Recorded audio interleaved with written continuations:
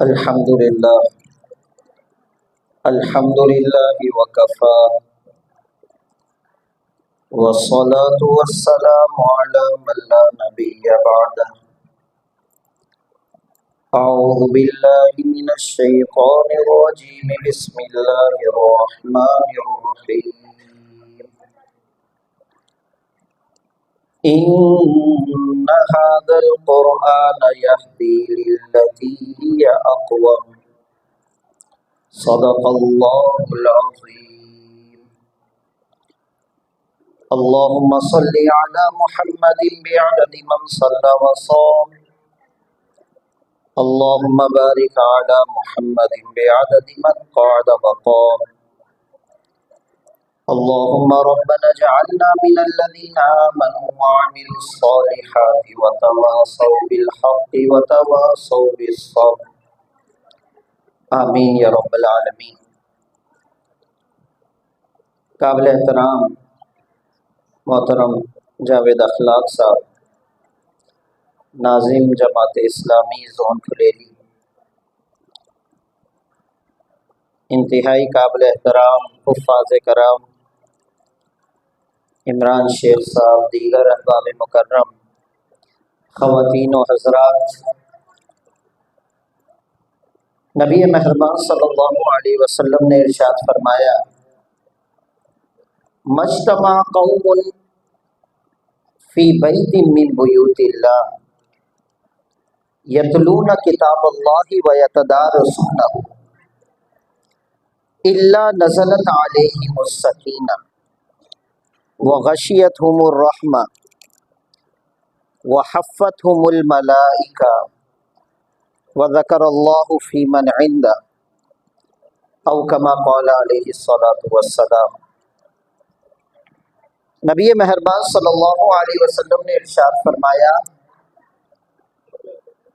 کہ کوئی بھی کچھ افراد جب کسی جگہ پر جمع ہوتے ہیں، اللہ رب العالمین کے قرآن کی تلاوت کرتے ہیں، اس کو سمجھنے کی کوشش کرتے ہیں، تو اس کے نتیجے میں کیا ہوتا ہے کہ اللہ رب العالمین کی رحمت ان کے اوپر نازل ہوتی ہے، وغشیتہم الرحمہ، رحمت ان کو ڈھانپ لیتی ہے، وذکر اللہ فی من عندہ، اور اللہ رب العالمین فرشتوں کی محفل میں ان لوگوں کا تذکرہ فرماتے ہیں۔ آپ اپنی اہمیت ملاحظہ فرمائیں کہ آج ہم یہاں پر جس محفل کے اندر جمع ہیں، الحمدللہ حفاظ کرام نے قرآن مجید کی تلاوت بھی کی، اب ہم اس تلاوت کو سمجھنے کی کوشش بھی کر رہے ہیں، اللہ کا ذکر کر رہے ہیں۔ اگر یہ کیفیت ہماری ہے تو یقین جانیے کہ اللہ کے رسول کی بات کبھی غلط نہیں ہو سکتی کہ نبی مہربان صلی اللہ علیہ وسلم کے فرمان عالی شان کے مطابق اس وقت اللہ بھی ہمارا ذکر فرشتوں کے درمیان فرما رہے ہوں گے۔ اگر میرا اور آپ کا ذکر چل رہا ہے اس وقت، تو یقیناً پھر ہمیں اسی کیفیت میں آنا چاہیے، اس سوچ بچار میں آنا چاہیے کہ اللہ اس وقت میرا ذکر کر رہا ہے اور میں کس طرح ذکر کر رہا ہوں اللہ کا۔ اگر ذکر ہو رہا ہے تو آپ کس طرح سماعت کر رہے ہیں۔ ایک مرتبہ حضرت امیر معاویہ رضی اللہ تعالیٰ عنہ دمشق کی ایک مسجد میں داخل ہوئے، دیکھا کہ کچھ احباب ہیں وہ بیٹھے ہوئے ہیں رات کے کسی پہر میں۔ حضرت امیر معاویہ رضی اللہ تعالیٰ عنہ نے پوچھا ما اجلسکم، کیوں بیٹھے ہو؟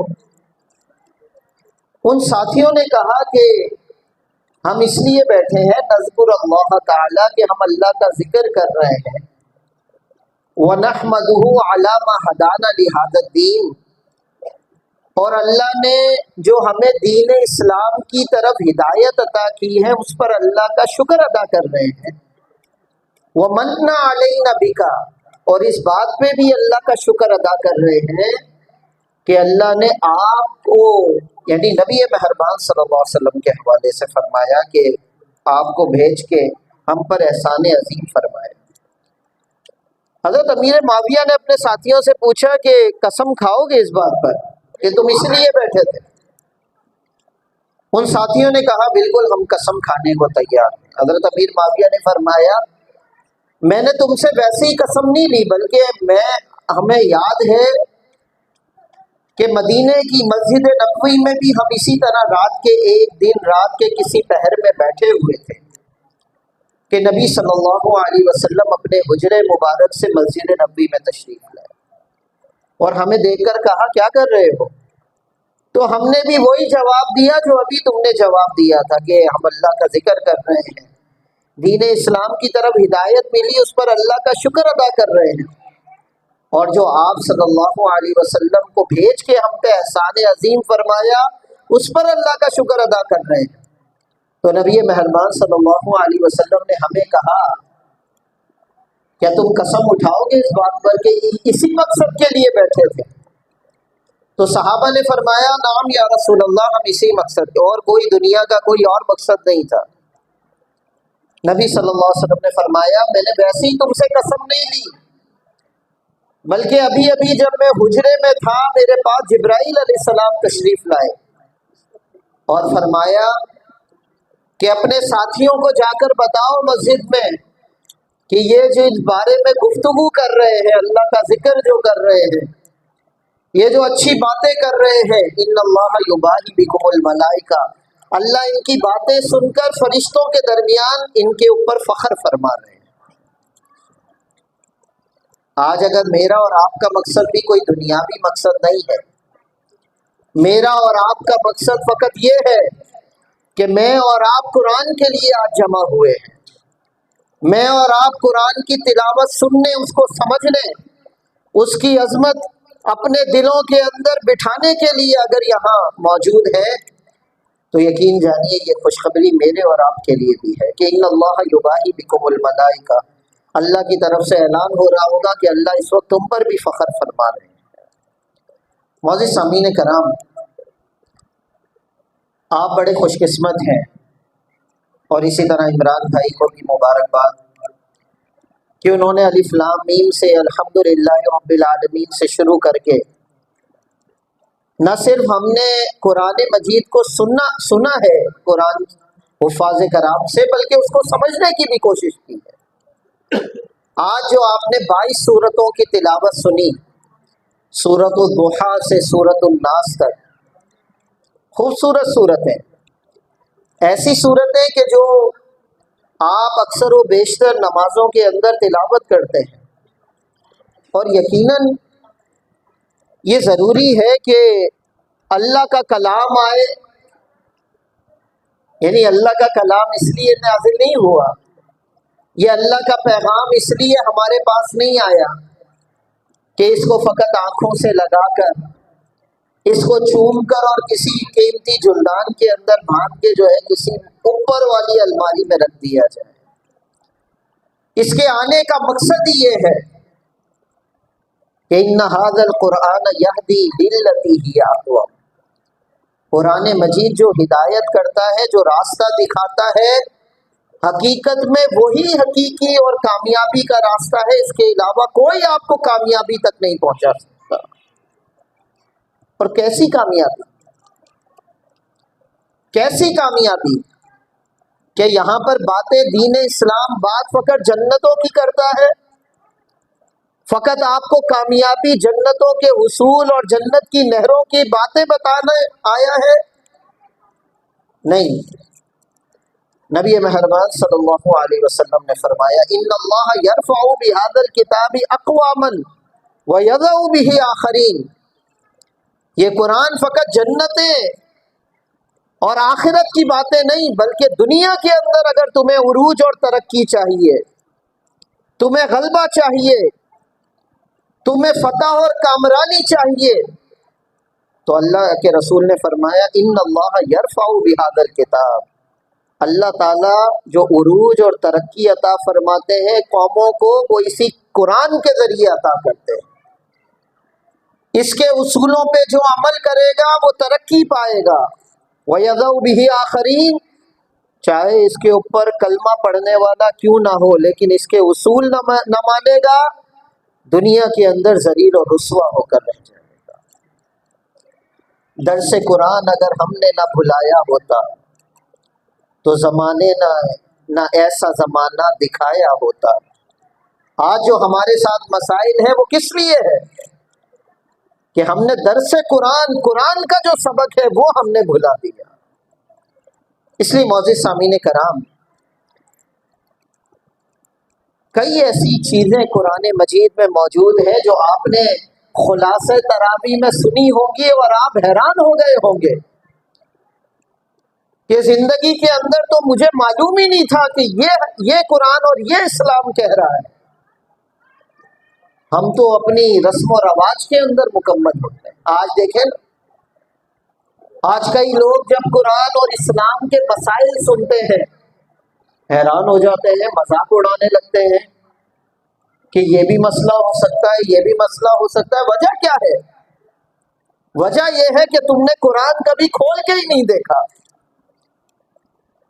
ہم نے کبھی سنت رسول کو ہاتھ نہیں لگایا، حدیث رسول کا مطالعہ نہیں کیا، اور اللہ کے رسول صلی اللہ علیہ وسلم پکارتے رہے کہ تمہارے رابطے کا ایک ہی ذریعہ ہے، اور وہ کیا ہے؟ وہ حبل اللہ، اللہ کی رسی۔ پوچھا اے اللہ کے رسول یہ رسی ہے کیا؟ اللہ کی رسی کیا چیز ہے؟ فرمایا هو القرآن، وہ قرآن ہے جس کا ایک سرا اللہ کے پاس تو دوسرا سرا تمہارے پاس ہے۔ اللہ سے اگر تعلق کو جوڑنا ہے تو اس رسی کو مضبوطی سے پکڑنا پڑے گا۔ اس لیے معزز سامعین کرام، اس 22 سورتوں کے اندر اگر آپ کو یہ سورتیں یاد ہیں یا سورتوں کے نام آپ کے ذہن میں ہے تو آپ اس کے حوالے سے ذرا سوچیں کہ ان 22 سورتوں کے اندر اللہ رب العالمین نے پورے کے پورے عقائد کا تذکرہ فرمایا ہے۔ عقائد ہمارے 3 اہم عقائد ہیں۔ ایک عقیدہ توحید، ایک اللہ کو ماننا، ایک اللہ کو ماننا، اور یقین جانیے اگر یہ ٹھیک نہیں ہے تو کچھ بھی ٹھیک نہیں ہو سکتا۔ سورۃ الفاتحہ سے لے کر والناس تک قرآن مجید میں بار بار اعبدوا اللہ ولا تشرکوا بہ شیئا، دیکھو اللہ کی عبادت کرو کہ اس کے ساتھ شریک نہ ٹھہرانا کسی کو۔ یہ لا الہ الا اللہ آپ پڑھتے ہیں، خواتین پڑھتی ہیں، بچوں کو پڑھاتے ہیں ہم، ترجمہ کیا کیا جاتا ہے؟ اللہ کے سوا کوئی معبود نہیں۔ یہ ترجمہ ٹھیک نہیں ہے۔ کلمے کی جو ترتیب ہے اس طرح بچے کو سکھائیں، اللہ جو چاہتا ہے اس طرح کلمے کا ترجمہ کریں۔ اس کلمے کے 2 حصے ہیں اگر توحید سمجھنی ہے، وہ کیا ہے؟ لا الہ۔ پہلا حصہ تو یہ ہے، پہلے تو سب کا انکار کرنا ہے۔ یہ دنیا کا واحد ایگریمنٹ ہے جو نیگیشن نہیں سے شروع ہوتا ہے، میں نہیں مانتا۔ اسلام تو کفر کے خلاف بغاوت سکھاتا ہے حقیقت، ورنہ 360 بتوں کو مانتے تھے کفار، 360 بتوں کو، ایک اللہ کو بھی شامل کر لیتے ان کے لیے کوئی مسئلہ نہیں تھا۔ وہ کہتے ہمارے لیے آج سے 361 ہو گئے، بس کوئی مسئلہ نہیں ہے۔ لیکن اسلام کیا کہتا ہے؟ اسلام کہتا ہے نہیں، پہلے 360 کا انکار کرنا پڑے گا، لا الہ، سب کی بڑائی کا، سب کے خوف کا، سب کی محبتوں کا انکار کرنا پڑے گا۔ جب یہ دل کا برتن صاف ہو جائے نا، پاکیزہ ہو جائے، تو پھر اللہ کہتا ہے پھر میرے پاس آنا، الا اللہ۔ اب اگر اے اللہ دل کے اندر کسی کی بڑائی ہے تو کس کی ہے؟ تیری ہے۔ محبت ہے تو کس کی ہے؟ والذین آمنوا اشد حبا للہ۔ اے اللہ بس محبت کرتا ہوں ٹوٹ کے تو تجھ سے کرتا ہوں۔ یہ ہے حقیقت میں توحید۔ آپ کی کئی صورتیں، خصوصاً سورۃ الاخلاص، اس میں سورۃ الکافرون، سورۃ الفلق، سورۃ الناس، یہ چار کل، سورۃ الفیل، سورہ قریش، یہ ساری صورتیں آپ کو کیا سکھا رہی ہیں؟ سورۃ البینہ یہ آپ کو کیا سکھا رہی ہے؟ آپ کو توحید سکھا رہی ہے۔ قل هو اللہ احد، کہہ دیجئے نبی صلی اللہ علیہ وسلم، اللہ ایک ہے، اللہ الصمد، اللہ کو تمہاری ضرورت نہیں ہے۔ اللہ کے رسول نے فرمایا آدم علیہ السلام سے لے کر قیامت تک آخری انسان اگر اللہ کے نافرمان بن جائے، اللہ کی بادشاہت میں ذرہ برابر بھی کمی نہیں ہو سکتی، اور اگر سارے کے سارے فرما بردار ہو جائیں، اللہ کی بادشاہت میں ذرہ برابر زیادتی نہیں ہو سکتی۔ لیکن وَلَا يَرْضَىٰ لِعِبَادِهِ الْكُفْرَ، میرا رب جو ہے پسند نہیں کرتا بس کہ تم کافر ہو جاؤ، تم اللہ کے ناشکرے بن جاؤ۔ اللہ چاہتا ہے عقل دے دی تمہیں، تمہارے سامنے ابلیس کو جھکانے کی کوشش کی، نہیں مانا، دربار سے نکال دیا۔ میرے بندے کو نہیں مانتے، وہ جو کئی سالوں سے عبادت گزار تھا، فرشتوں کو تمہارے سامنے جھکا دیا۔ اشرف المخلوقات کا انی جاعل فی الارض خلیفہ کا درجہ دے دیا۔ ولا یرضی لعبادہ، اتنا کچھ کرنے کے بعد اللہ چاہے گا کہ میرا بندہ پھر بھی جہنم میں چلا جائے؟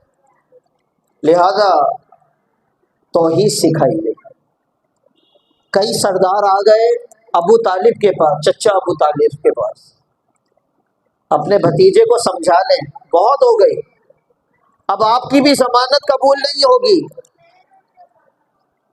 چچا ابو طالب بوڑھے ہو چکے ہیں، بلایا بھتیجے کو، بھتیجے ذرا بات تو سنو، ان کی یہ کہنا کیا چاہتے ہیں؟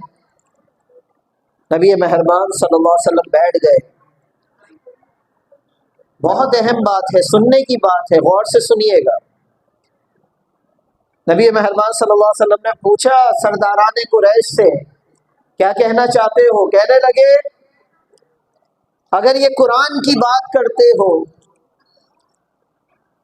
یہ جو تلاوت سناتے ہو، یہ جو اسلام کی اور ایک اللہ کی توحید کی بات کرتے ہو، اگر اس لیے کر رہے ہو کہ سرداری چاہیے سرداری دے دیں گے، دولت چاہیے دولت دے دیں گے، جو چاہیے دنیا کی ہر نعمت تمہارے سامنے رکھ دیں گے، بس یہ جو کہتے ہو نا ایک اللہ کو مان لو، ایک اللہ کو، اللہ، قل هو اللہ احد ولم یکن لہ کفوا احد، اس کا کوئی نہیں، یہ کہنا چھوڑ دو۔ اللہ کے رسول نے کیا فرمایا؟ اس توحید کی خاطر اگر تم میرے سامنے میرے دائیں ہاتھ پہ سورج بائیں ہاتھ پہ چاند بھی لا کے رکھ دو گی، یہ توحید کی دعوت سے باز آنے والا نہیں۔ اس توحید کے راستے میں یا تو جان چلی جائے گی یا اللہ رب العالمین اس اسلام کو غالب کر کے رہے۔ واضح سامعین کرام، دوسری بات کیا تھی؟ کہنے لگے سرداران قریش، کہنے لگے چلو ایسا کرتے ہیں، ایک سال ہم تمہارے اللہ کی عبادت کریں گے، ایک سال تم ہمارے بتوں کو ماننا شروع کر دو، ایک سال بس، کچھ لے اور کچھ دے، کچھ لینے اور دینے پر بات ختم کرتے ہیں، کمپرومائز کرتے ہیں۔ اللہ کے رسول نے جب یہ بات سنی خاموش ہو گئے۔ کفار سوچنے لگے شاید کوئی رضامندی کی صورت، لیکن اب اللہ چاہتے تھے کہ اس کا جواب کون دے؟ خود اللہ رب العالمین کو جواب دے۔ کون سی صورت نازل ہوئی؟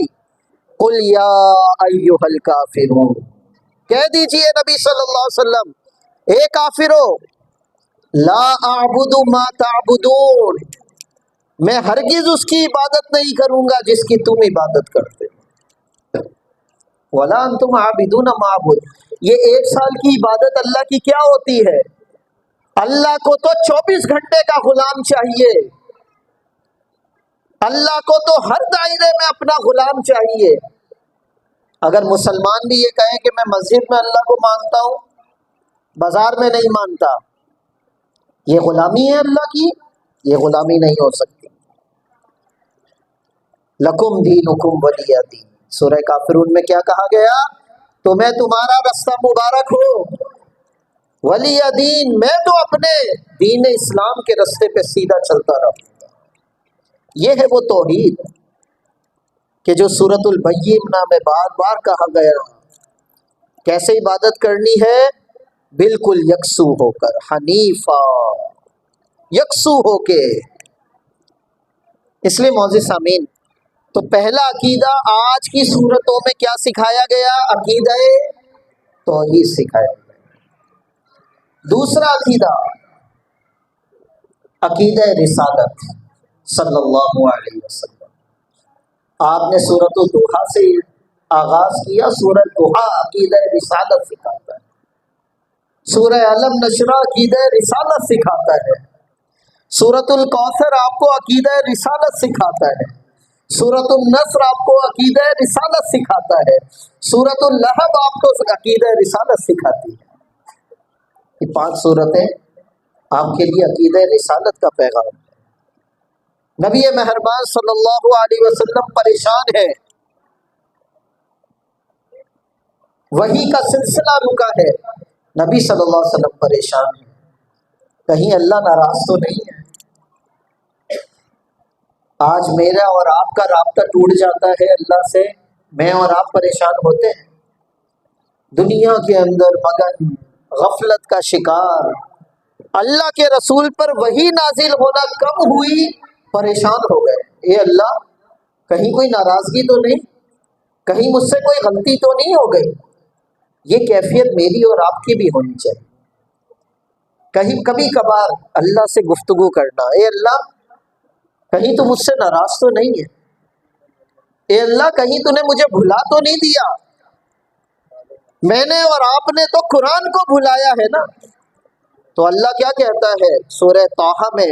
غالباً حفاظ کرام بیٹھے ہیں کہ کل قیامت کے دن کیا ہوگا کہ اللہ فرمائیں گے من اعرض عن ذکری فإن له معیشۃ ضنکا ونحشرہ یوم القیامۃ اعمیٰ۔ کل قیامت کے دن کیا ہوگا؟ جنہوں نے میرے ذکر کو، قرآن کو بھلایا ہوگا، ہم اس کو اندھا کر کے اٹھائیں۔ قال رب لما حشرتنی اعمیٰ، لوگ کھڑے ہو جائیں گے، اللہ تو نے ہمیں آج کے دن اندھا کیوں کر دیا؟ وقد كنت بصیرا، میں تو دنیا میں میری نگاہیں کام کر رہی تھی۔ اللہ رب العالمین کیا فرمائیں گے؟ جس طرح تو نے میری قرآن کی آیتوں کو بھلایا، آج اسی طریقے سے ہم نے تجھے بھلا دیا۔ اس لیے معزز سامعین، اللہ کے رسول کی جب یہ کیفیت ہوئی تو اللہ رب العالمین نے سورہ ضحیٰ نازل فرمائی، وَالضُّحَىٰ وَاللَّيْلِ إِذَا سَجَىٰ مَا وَدَّعَكَ رَبُّكَ وَمَا۔ آپ پریشان نہ ہو، اے حبیب، نہ تو آپ کے رب نے آپ کو چھوڑا ہے اور نہ ہی وہ ناراض ہوا ہے۔ کیا خوبصورت انداز! وَرَفَعْنَا لَكَ ذِكْرَكَ، سورہ علم نشرہ میں آپ کے نام نامی کو بلند کر دیا۔ کیسے بلند کر دیا؟ آئیے سورۃ الکوثر کی طرف۔ آخری بیٹا انتقال کر گیا، شور ہوا، گھر کے اندر کچھ باتیں ہوئی، تو پڑوس میں رہتے تھے چچا ابو لہب۔ چچا ابو لہب نے سنا کہ آخری نرینہ اولاد کا بھی انتقال ہو گیا، بیٹے کا انتقال ہو گیا، لہذا دنیاوی اعتبار سے تو اگر کسی کی نرینہ اولاد نہ ہو تو ہم کیا سمجھتے ہیں؟ یار اس کا نام لیوا اب کون رہے گا؟ اس کی نسل آگے کون بڑھائے گا؟ اس کا نام تو ختم ہو جائے گا اس کے بعد۔ ابو لہب بھی بھاگتا ہوا خانہ کعبہ میں پہنچا۔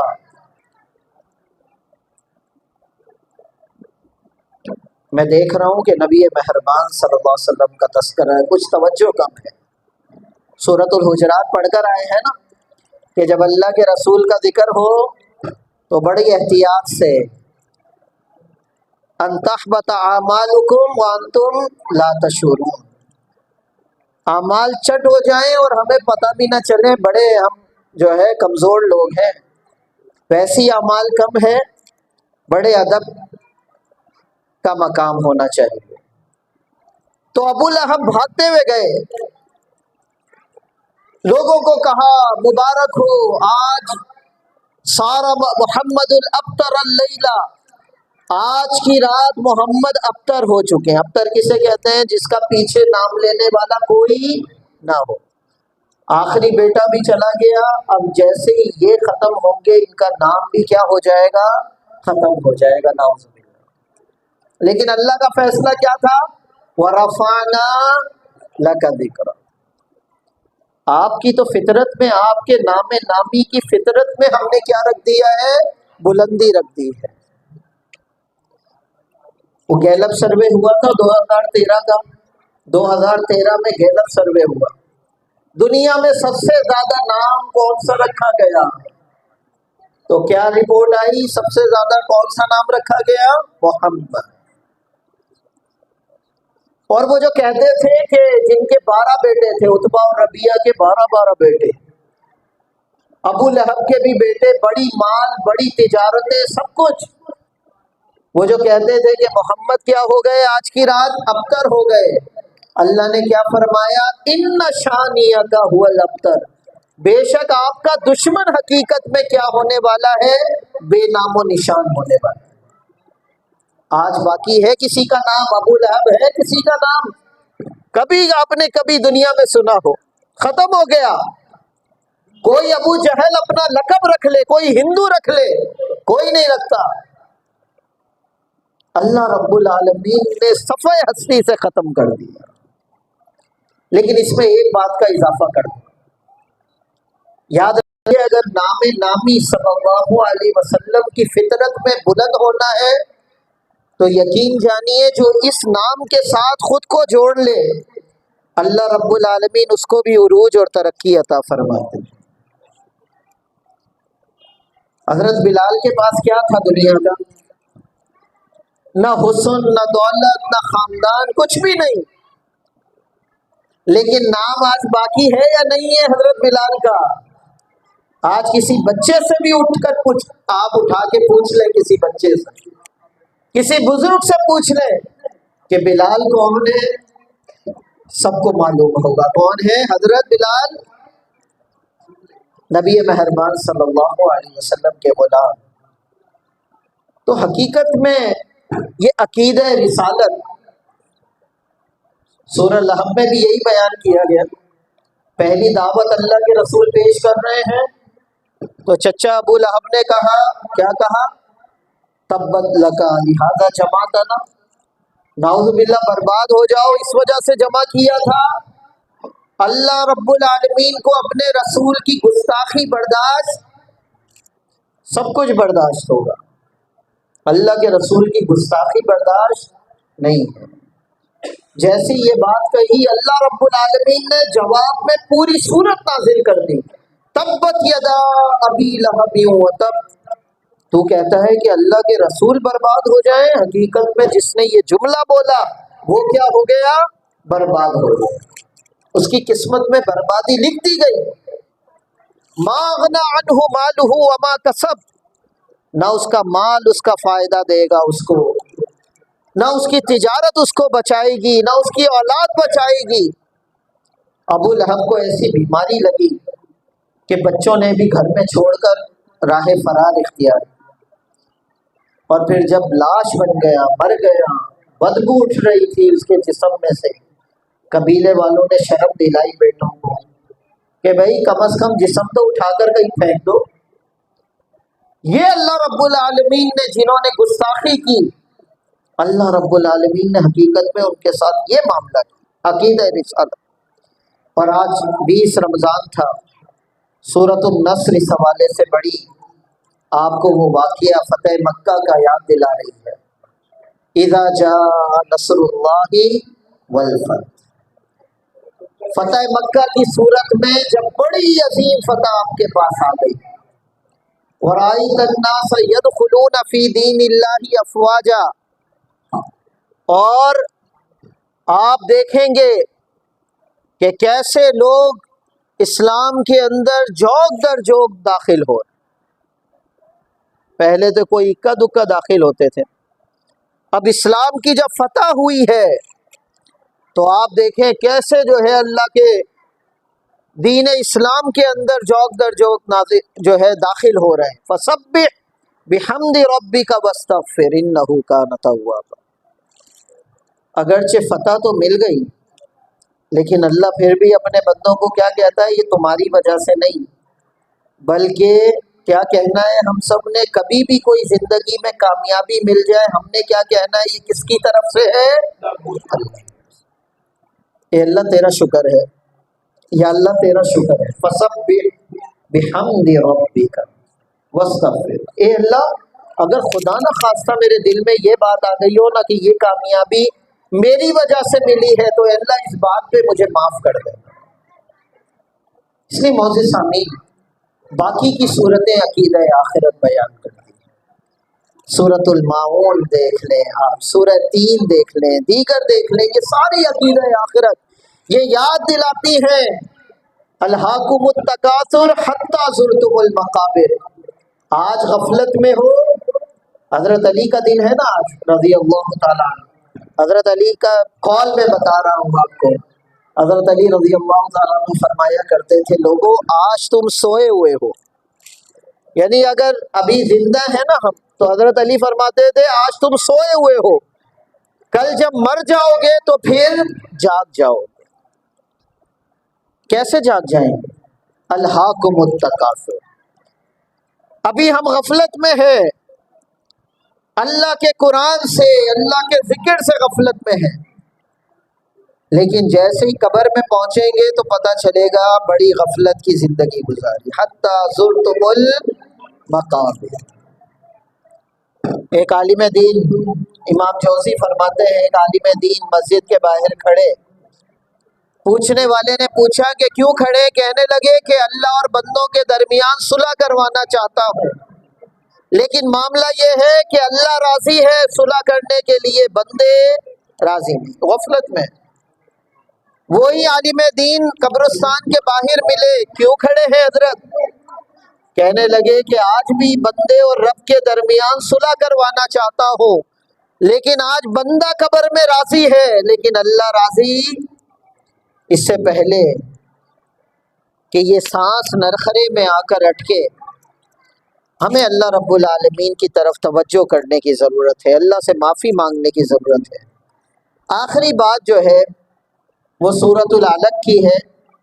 اقرأ بسم ربک الذی خلق. پہلی 5 آیات، پہلی وحی ہے یہ جو 5 آیات نازل ہوئی غار حرا میں، اور یہ کس کے بارے میں نازل ہوئی؟ علم کے حوالے سے. معزز سامعین کرام یہ علم ہے کیا؟ علم وہ ہے بسم ربک الذی خلق جو آپ کو کس سے جا کے جوڑ دے؟ آپ کے خالق حقیقی سے جا کے جوڑ دے. جو آپ کے رب سے آپ کو دور کر دے علم، وہ حقیقت میں علم نہیں ہو سکتا. اس لیے جو ہم کہتے ہیں نا اقرا اقرا، ہر جگہ پہ اقرا، پڑھو پڑھو، پڑھنا کافی. حضرت جبرائیل علیہ السلام کہہ رہے تھے نا، عمران بھائی کو معلوم ہے جبرائیل علیہ السلام کیا کہہ رہے تھے نبی صلی اللہ علیہ وسلم کو پہلی مرتبہ آ کر؟ اقرا، پڑھو. نبی صلی اللہ علیہ وسلم نے کیا فرمایا؟ میں پڑھنے والا نہیں ہوں. لیکن جیسے ہی جبرائیل علیہ السلام نے کیا فرمایا؟ اقرا بسم ربک الذی خلق.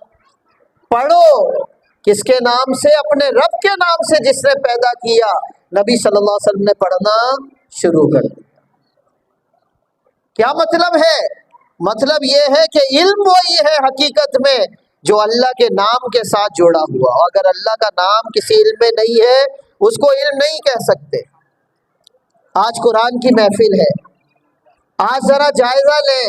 یہ بچے تو بڑے خوش قسمت ہیں الحمدللہ کہ جنہوں نے قرآن کو کسی نے اپنے سینے میں اتارا ہے. کوئی قرآن مجید کی تلاوت کرنے والا ہے. ہم میں سے ہر ایک کو اپنا جائزہ لینے کی ضرورت ہے کہ آیا ہم قرآن سے کتنا جڑے ہوئے.